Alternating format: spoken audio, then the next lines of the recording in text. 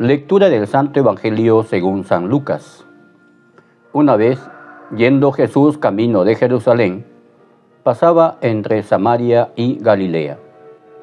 Cuando iba a entrar en una ciudad, vinieron a su encuentro 10 hombres leprosos, que se pararon a lo lejos y a gritos le decían: Jesús, Maestro, ten compasión de nosotros.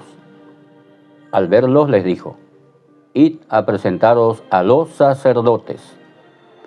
Y sucedió que, mientras iban de camino, quedaron limpios.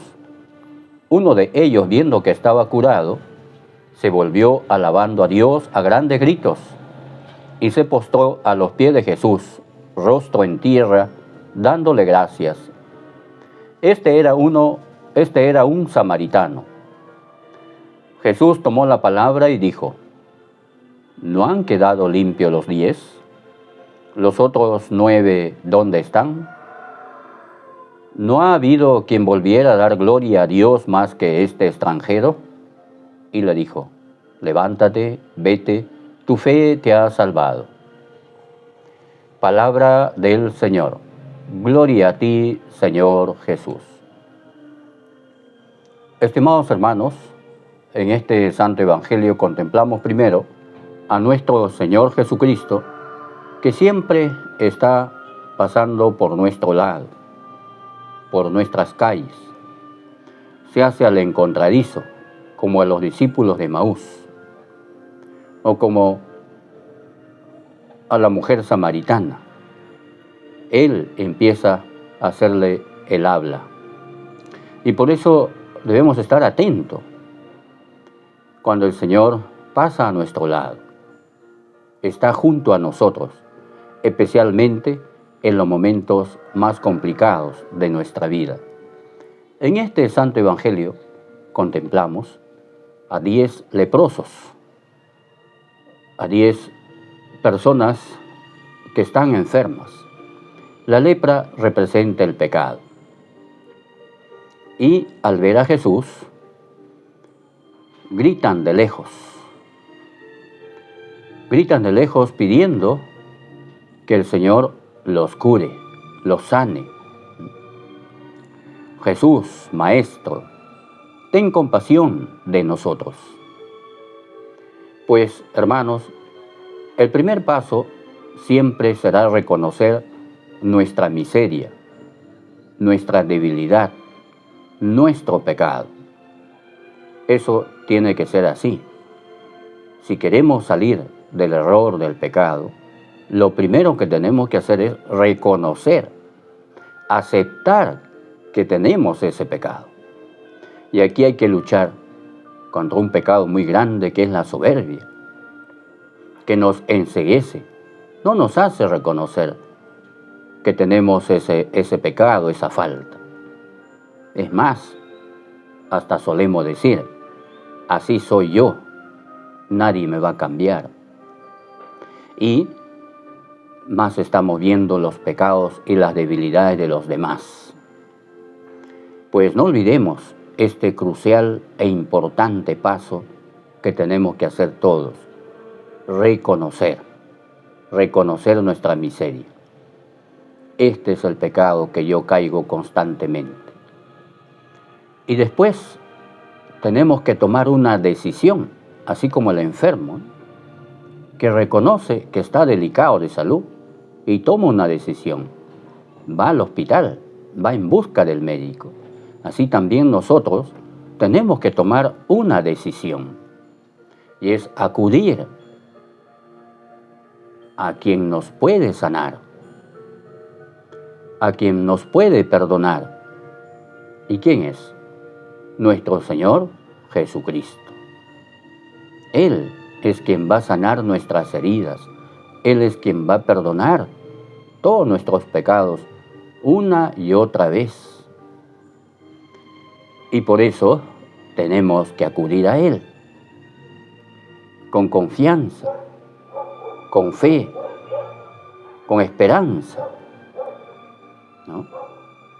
Y el Señor, dentro de la iglesia, ha dejado un sacramento maravilloso, que es la confesión. Fíjate lo que dice en este santo evangelio cuando le gritan los leprosos. Jesús, Maestro, ten compasión de nosotros. ¿Qué le dice Jesús? ¿Qué le contesta Jesús a estos hombres?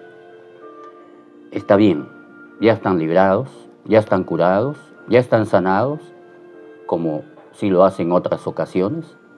No. Jesús les dice, vayan a presentarse a los sacerdotes. Vayan a presentarse a los sacerdotes. Y ninguno de los leprosos pone objeción. Ninguno desobedece. Todos obedecen. Todos se encaminan a donde el Señor les ha mandado. Hermanos, la obediencia es importante. Y Jesús, nuestro Señor, nos ha dado ejemplo de obediencia. Incluso una obediencia hasta la muerte y una muerte de cruz. ¿Cuánto nos cuesta obedecer a ti y a mí? Ponemos muchas excusas. ¿Tú te imaginas que uno de ellos hubiera dicho, no, Señor, ¿cómo me vas a mandar a los sacerdotes? Son hombres imperfectos, pecadores. Solo di tú que estoy sanado ya, así será. No, ellos obedecen y van a los sacerdotes. Y nos dice que mientras iban de camino, quedaron curados. Qué importante la obediencia, ¿verdad? Enseñemos también a nuestros hijos a obedecer, explicándole las cosas, ¿no? No obedecer por obedecer como un esclavo, no. Hay que obedecer inteligentemente, razonando, ¿no? ¿Por qué tengo que obedecer?